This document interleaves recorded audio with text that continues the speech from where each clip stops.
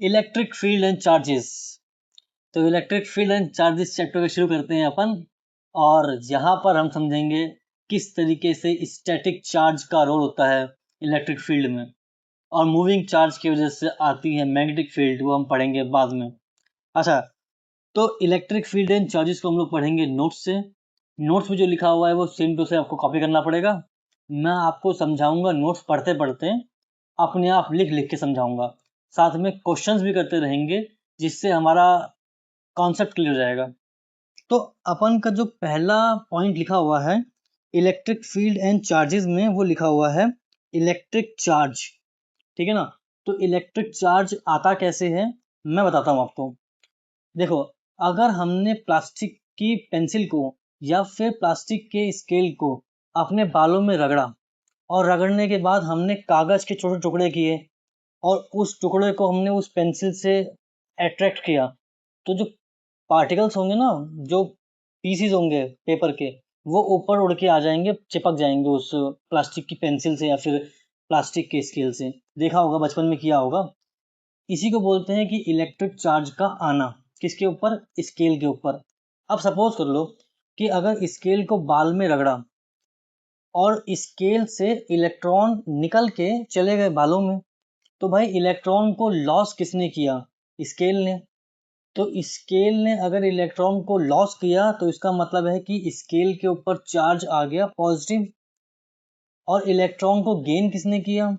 बालों ने। इसका मतलब बालों में आ गया चार्ज नेगेटिव। समझ में आ गया? ये होता है इलेक्ट्रिक चार्ज का आना, कि इलेक्ट्रिक चार्ज आया कैसे। ठीक है ना। जैसे कि सपोज कर लो, एक स्केल को अगर हम अपने बालों में रगड़ते हैं तो स्केल जो है वो इलेक्ट्रॉन को लूज कर देगा, इलेक्ट्रॉन को छोड़ देगा। तो वो इलेक्ट्रॉन कहाँ जाएंगे? वो जाएंगे हेयर में। तो हेयर में आ जाएंगे एक्सेस ऑफ इलेक्ट्रॉन, और इलेक्ट्रॉन का चार्ज होता है नेगेटिव, तो हेयर में हो जाएगा नेगेटिव चार्ज। और क्योंकि स्केल ने इलेक्ट्रॉन को लॉस किया है और इलेक्ट्रॉन यानी नेगेटिव चार्ज को लॉस कर दिया, तो स्केल में आ जाएगा पॉजिटिव चार्ज। ठीक है ना। अब ऐसा तो है नहीं कि हम स्केल को अगर रगड़ेंगे अपने बाल में तो एक इलेक्ट्रॉन निकल के चला जाएगा स्केल से बालों में। जब इलेक्ट्रॉन जाएंगे तो बल्क में जाएंगे। भाई इलेक्ट्रॉन बहुत छोटा सा होता है ना, ये थोड़ी है कि एक ही इलेक्ट्रॉन चला जाएगा एक स्केल से एक बाल में। जाएंगे तो बहुत सारे जाएंगे। अब एक इलेक्ट्रॉन जो होता है उसका चार्ज होता है 1.6 इंटू 10 की पावर -19 कूलॉम। ये कूलॉम क्या है? Unit is Coulomb. कहने का मतलब है कि इलेक्ट्रिक चार्ज को अगर हमें नापना है तो उसकी यूनिट होती है कूलॉम। तो ये अपना पहला पॉइंट है कि इलेक्ट्रिक चार्ज की यूनिट होती है कूलॉम। और इलेक्ट्रिक चार्ज हो सकता है पॉजिटिव भी और नेगेटिव में। यानी कि इलेक्ट्रिक चार्ज हो सकता है पॉजिटिव भी, जैसे कि स्केल के ऊपर आ गया, और नेगेटिव जैसे कि बालों में आ गया। ठीक है। तो ये अपना जो नोट्स है वो भी सही बोल रहा है और अपना कॉन्सेप्ट भी सही बोल रहा है। अच्छा, स्केल जो है और हेयर जो है उसको हमने रगड़ा, तो स्केल से इलेक्ट्रॉन ट्रांसफर हो जाएगा हेयर में, और स्केल में आ जाएगा पॉजिटिव चार्ज और हेयर में आ जाएगा नेगेटिव चार्ज। एक इलेक्ट्रॉन जो होता है उसके ऊपर चार्ज होता है 1.6 इंटू 10 की पावर -19 कूलॉम, लेकिन नेगेटिव का।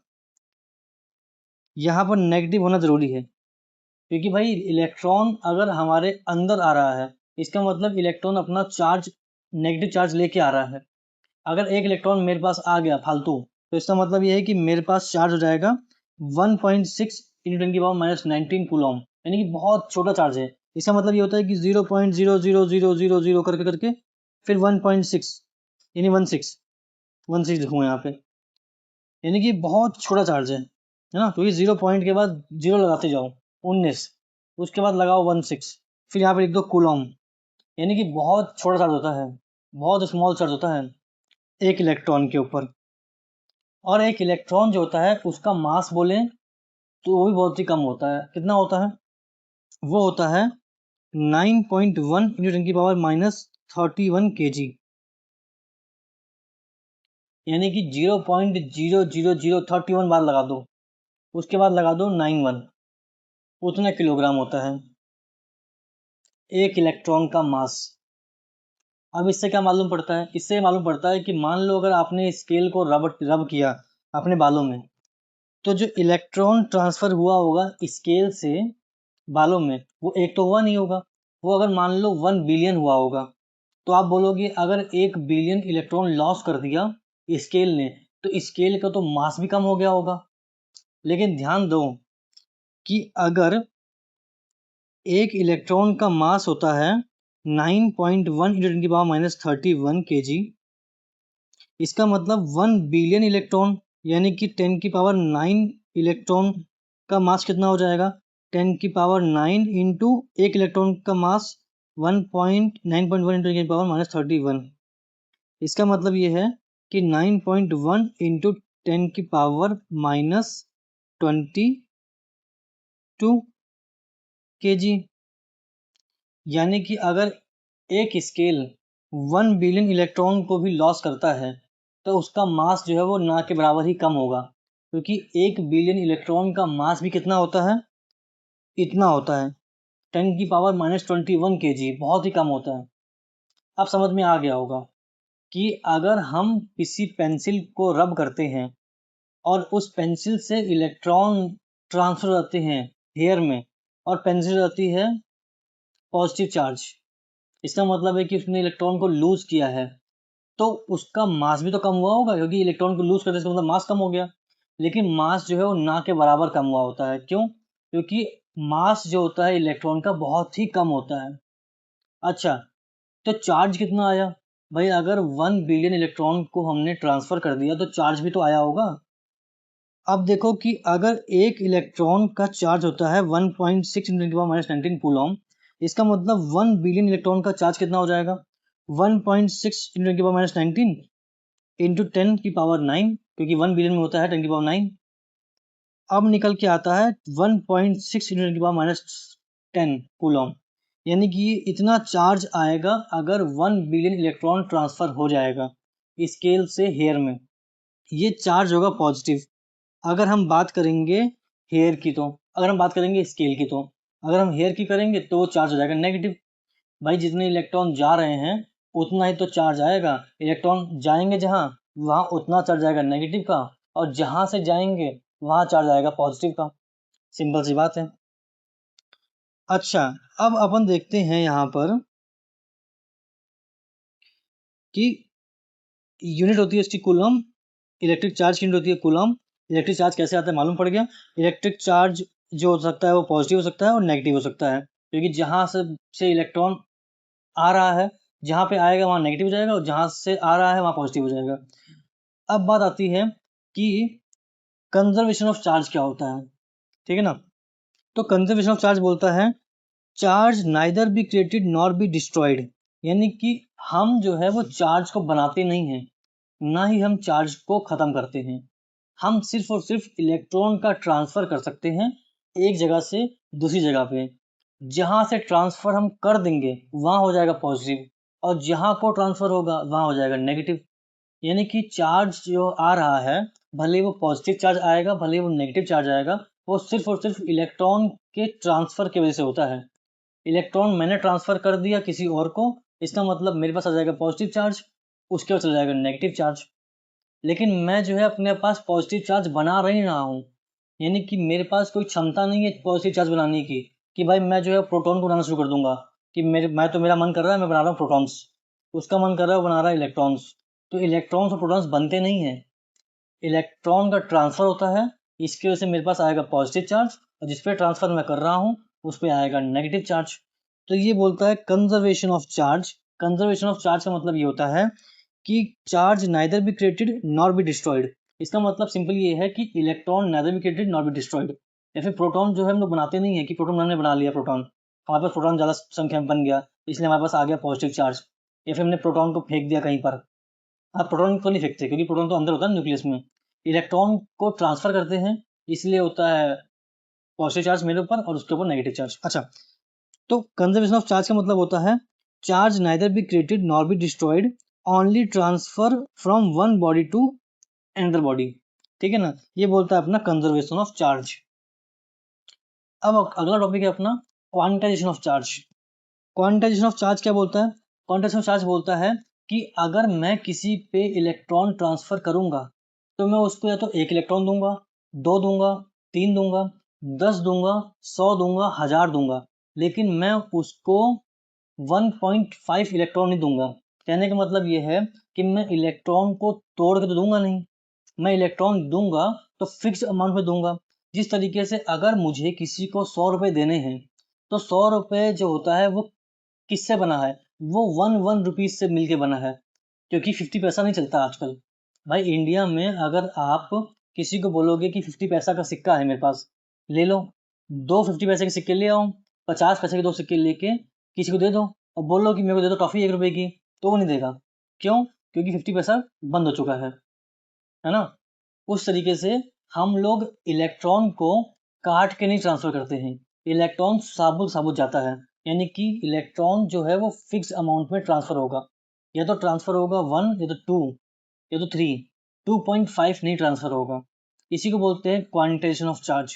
क्वांटाइजेशन ऑफ चार्ज का मतलब क्या होता है? इसका मतलब होता है the charge always exist in integral multiple of fundamental charge. कहने का मतलब ये है कि चार्ज अगर किसी पे आएगा, भले मेरे पे अगर चार्ज आएगा पॉजिटिव या किसी और पे चार्ज आएगा नेगेटिव, तो वो जो चार्ज होगा वो इलेक्ट्रॉन का मल्टीपल ही होगा। इलेक्ट्रॉन का मल्टीपल ये होता है, जिस तरीके से अगर मेरे पास 1000 रुपये आया है, किसी का 100 रुपये आया है, तो वो किसका मल्टीपल है? वो 1 रुपये का मल्टीपल है। यानी कि मेरे पास जो है वो 1000 रुपये है, इसका मतलब ये हुआ कि एक एक रुपए के सिक्के होंगे मेरे पास, कितने? 1000। अगर किसी के पास 100 रुपये हैं, इसका मतलब ये है कि उसके पास एक एक रुपए के सिक्के हैं 100, है ना। इस तरीके से अगर मेरे पास चार्ज होगा, तो अगर चार्ज होगा मान लो 1.6 इंटू 10⁻⁻19 कूलम, और ये मेरे पास पॉजिटिव का चार्ज है, इसका मतलब है कि मेरे पास एक इलेक्ट्रॉन की हानि हो गई, मैंने एक इलेक्ट्रॉन को लूज कर दिया, तो मेरे पास चार्ज कितना आ जाएगा पॉजिटिव का? 1.6 इंटू 10⁻⁻19 कूलम। या फिर अगर मैंने 2 इलेक्ट्रॉन को लॉस कर दिया, तो मेरे पास पॉजिटिव चार्ज आ जाएगा 2 इलेक्ट्रॉन का, जो कि होता है 3.2 इंटू 10⁻⁻19 कूलम। समझ में आ रहा है? लेकिन मेरे पास जो है वो 0.8 इंटू 10⁻⁻19 कूलम नहीं होगा, क्योंकि 0.8 इंटू 10⁻⁻19 कूलम का मतलब ये होता है कि मैंने एक इलेक्ट्रॉन को आधा काट के ट्रांसफर किया है। समझ में आ रहा है?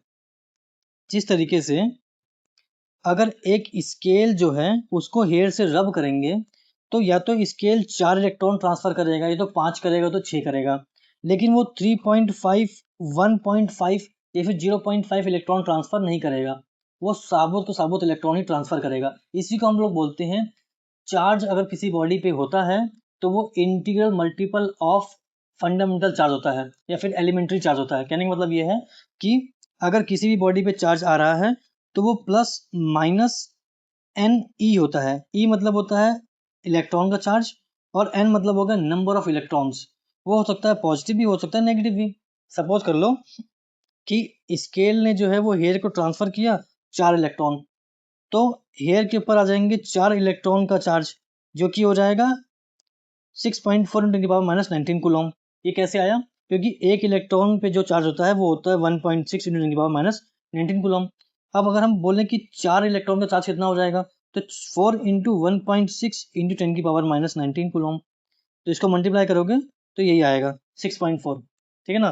तो हेयर के ऊपर हो जाएगा नेगेटिव का 6.4, और स्केल पे हो जाएगा पॉजिटिव का 6.4 इंटू 10 की पावर -19 कूलम, पॉजिटिव का चार्ज। ठीक है ना। लेकिन स्केल से हेयर पे कभी भी 3.5, 1.5 यानी कि इलेक्ट्रॉन कट के नहीं जाएगा। सपोज कर लो कोई तुम्हें बोल रहा है कि स्केल को हेयर में रब किया और स्केल के ऊपर आ गया 0.8 इंटू 10⁻19 कूलम चार्ज, तो ये पॉसिबल ही नहीं है। क्यों? क्योंकि इसका मतलब ये होता है कि स्केल ने ट्रांसफर किया होगा 0.5 इलेक्ट्रॉन, जो कि पॉसिबल ही नहीं है। अगर कोई बोले कि स्केल को रब किया है हेयर से और स्केल के ऊपर चार्ज आता है 2.4 × 10⁻19 कूलम का, इसका मतलब ये है कि यहाँ पर 1.5 इलेक्ट्रॉन ट्रांसफर हुआ है ना। ये कैसे मालूम पड़ रहा है मेरे को? भाई मेरे को मालूम है कि 1.6 × 10⁻19 कूलम जो होता है, मेरे को मालूम है कि 1.6 × 10⁻19 कूलम चार्ज जो होता है वो होता है एक इलेक्ट्रॉन का। अगर मेरे से कोई बोले कि 2.4 × 10⁻19 कूलम जो होता है वो चार्ज कितने का होता है, तो 2.4 × 10⁻19 इंटू 1 अपॉन 1.6 × 10⁻19, इसको मैं सॉल्व करूंगा तो ये कटेगा, इसको और इसको मैं सॉल्व करूंगा तो यहाँ हो जाएगा 3/2, ये कटेगा तो ये हो जाएगा 1.5 इलेक्ट्रॉन। तो ये पॉसिबल ही नहीं है, ये चीज़ पॉसिबल नहीं है कि हम लोग जो है वो 1.5 इलेक्ट्रॉन ट्रांसफ़र कर सकें, ठीक है ना। उसी तरीके से ये भी पॉसिबल नहीं है, क्यों? क्योंकि भाई अगर एक 1.6 इंटू की पावर -19 कूलम चार्ज होता है एक इलेक्ट्रॉन का, तो 0.8 इंटू 10 की पावर -19 कूलम चार्ज किसका हो जाएगा? ये हो जाएगा 0.8 इंटू 10 की पावर -19 इंटू 1/1.6 इंटू 10 की पावर -19, जो कि ये और ये कट जाएगा, और ये और ये कट के आ जाएगा 1/2, जो कि हो जाएगा 0.5 इलेक्ट्रॉन, जो कि पॉसिबल ही नहीं है। समझ में आ गया? इसको बोलते हैं quantization of charge. Quantization of charge बोलता है कि अगर कोई भी बॉडी पे चार्ज आएगा तो वो आएगा प्लस माइनस एन ई। इसका मतलब क्या हुआ कि किसी बॉडी पे अगर चार्ज आएगा तो वो इलेक्ट्रॉन के मल्टीपल में आएगा, यानी कि जो नंबर होना चाहिए वो 1 2 3 होल नंबर होना चाहिए। ऐसा नहीं है कि हाँ भाई वो पॉइंट में हो, ठीक है ना, इंटीजर नहीं होगा वो। ये यहाँ पर जो एन है ये होल नंबर होगा, ठीक है ना। यानी कि जो n की वैल्यू होगी 1 2 3 4 5 होगी 1.5 2.5 10.5 11.5। अगर 1 बिलियन इलेक्ट्रॉन ट्रांसफर हो रहे हैं तो उसमें भी 1.5 वाला कोई भी नहीं होगा, पूरा पूरा साबुत जाएगा इलेक्ट्रॉन। इसको बोलते हैं क्वांटाइजेशन ऑफ चार्ज।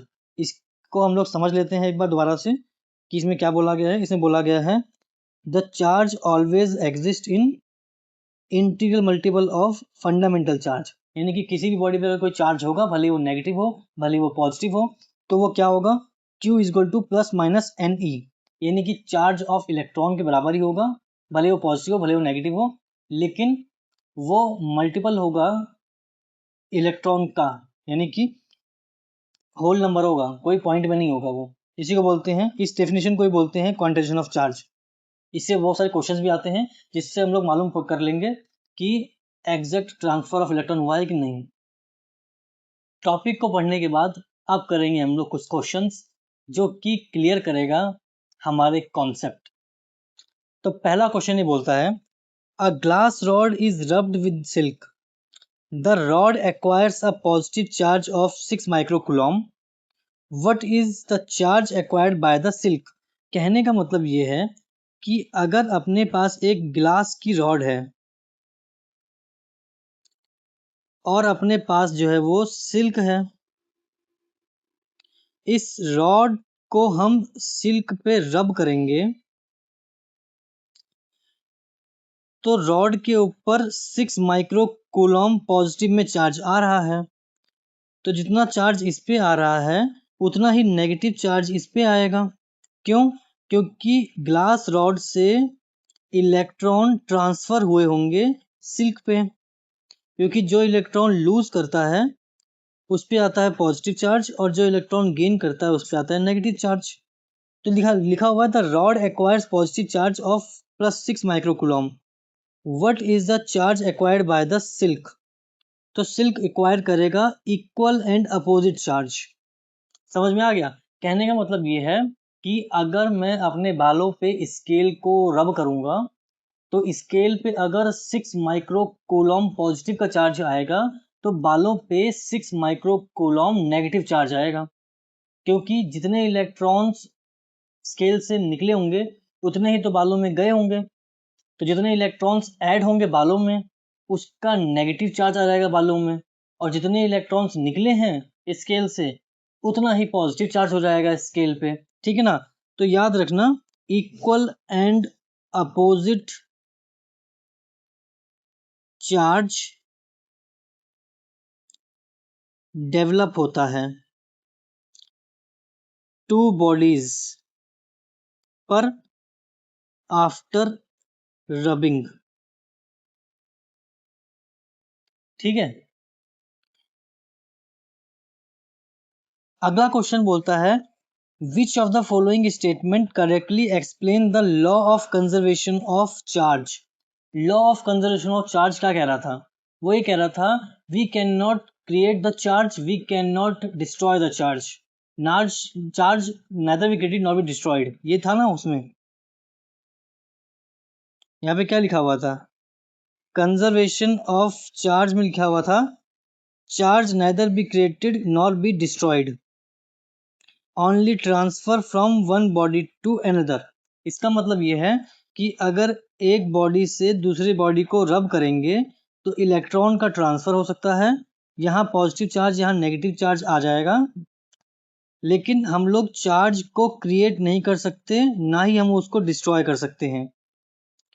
चार्ज जो है वो कांस्टेंट रहता है, चार्ज जो है वो कांस्टेंट रहता है, वो डिस्ट्रॉय या फिर क्रिएट नहीं कर सकते।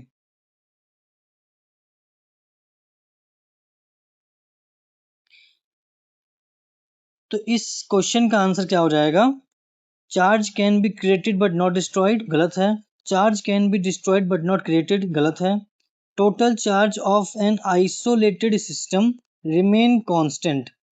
अगर कोई बॉडी ऐसे पड़ी हुई है तो इसके पास पॉजिटिव और नेगेटिव चार्ज बराबर होंगे, इनमें कोई दिक्कत नहीं आएगी।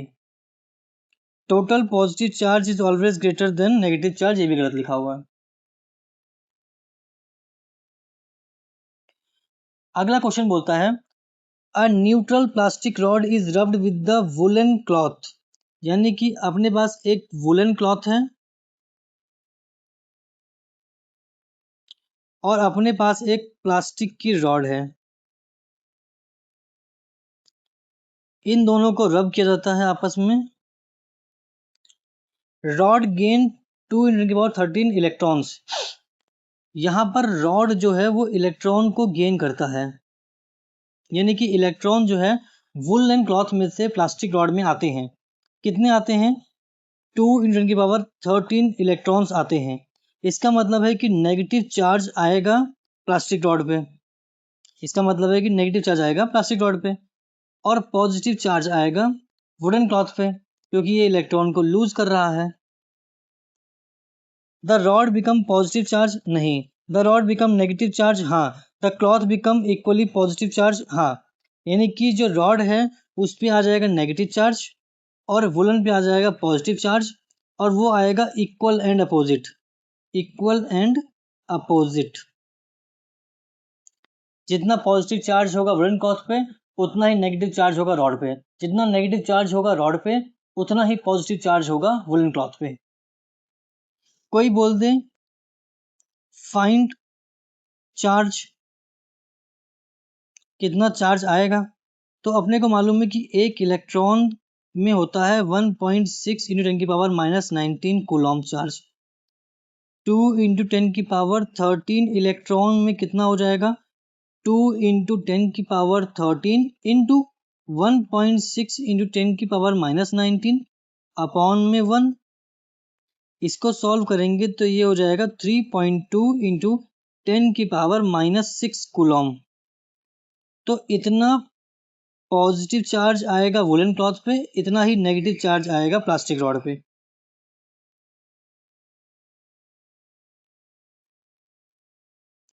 अगला क्वेश्चन है the charge on the body is found to be 4.8 × 10⁻19 coulomb, यानी कि कोई एक बॉडी है जिसपे अपने को चार्ज मिला है 4.8 × 10⁻19 कूलॉम।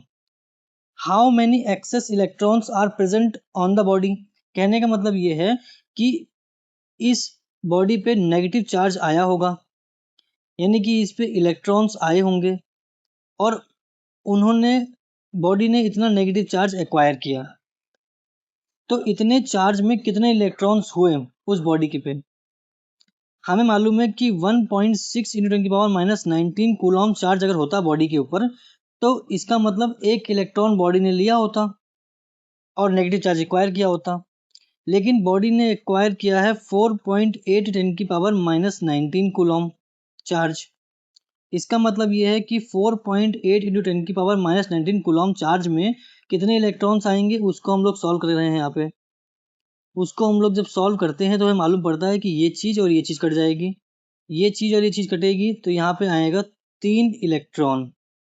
इसका मतलब ये है कि 4.8 × 10⁻19 कूलॉम चार्ज अगर बॉडी पे है नेगेटिव का, इसका मतलब है कि बॉडी के पास 3 इलेक्ट्रॉन्स एक्स्ट्रा होंगे, 3 इलेक्ट्रॉन गेन किए होंगे बॉडी ने।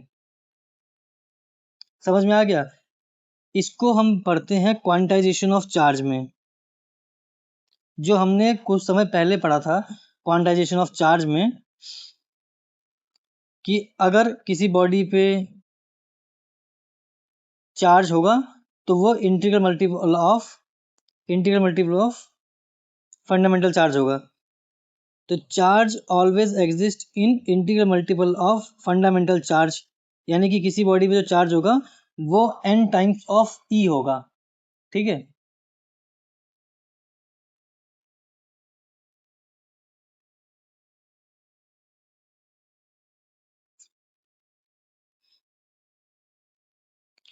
अपना अगला क्वेश्चन है, which one of the following charge is not possible on an isolated body. किसी आइसोलेटेड बॉडी पे कौन सा चार्ज पॉसिबल नहीं है। हमें मालूम है कि क्वांटाइजेशन ऑफ चार्ज के अकॉर्डिंग किसी भी बॉडी पे जो चार्ज पॉसिबल है वो plus minus n e possible है, यानी कि होल नंबर ऑफ इलेक्ट्रॉन का चार्ज पॉसिबल है। यानी कि जो भी चार्ज होगा वो डिवाइड होना चाहिए 1.6 × 10⁻⁹ कूलम से। अगर हम देखें कि ये चार्ज पॉसिबल है तो हाँ ये पॉसिबल है, क्योंकि ये 1.6 × 10⁻⁹ कूलम से डिवाइड हो रहा है। मैंने ये चीज़ बता रखी है पहले भी कि जब भी इलेक्ट्रॉन ट्रांसफर होगा तो वो कट के ट्रांसफर नहीं होगा, वो फुल्ली ट्रांसफर होगा। इसका मतलब ये है कि किसी भी बॉडी पे जो चार्ज आएगा वो मल्टीपल होगा इलेक्ट्रॉन के चार्ज का। तो 3.2 ये भी पॉसिबल होगा, क्योंकि ये भी डिवाइड हो सकता है 1.62 × 10⁻⁹ से।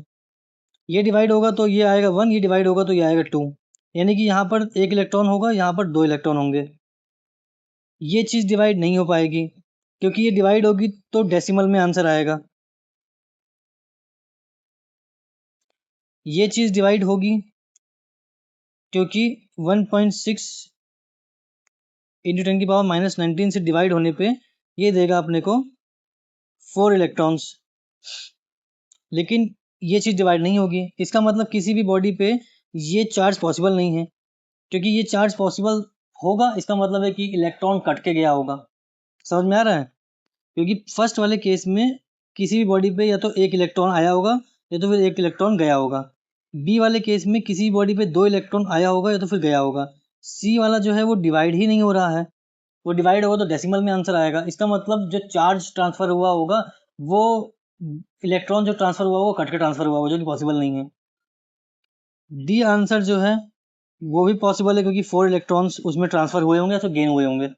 समझ में आ रहा है? ये क्वांटाइजेशन ऑफ चार्ज का क्वेश्चन है, जो कि ये कहता है कि जो चार्ज किसी बॉडी पे होगा वो इंटीग्रल मल्टीपल होगा इलेक्ट्रॉन के चार्ज का।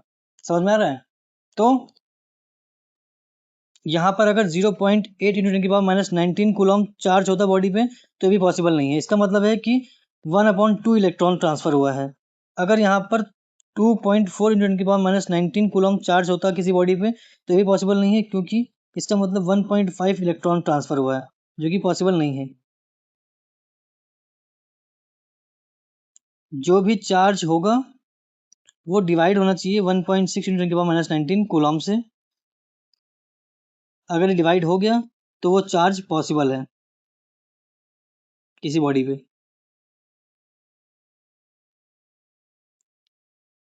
According to the principle of quantization of the charge on the body is given by Q = Ne। तो चार्ज होगा किसी बॉडी पे वो होगा Q = Ne, यानी कि फंडामेंटल चार्ज का मल्टीपल, होल नंबर मल्टीपल। और चार्ज हो सकता है पॉजिटिव भी और नेगेटिव भी, लेकिन वो 1.6 × 10⁻⁹ कूलम का मल्टीपल ही होगा। ये हमने पढ़ा था क्वांटाइजेशन ऑफ चार्ज में, यहाँ पर।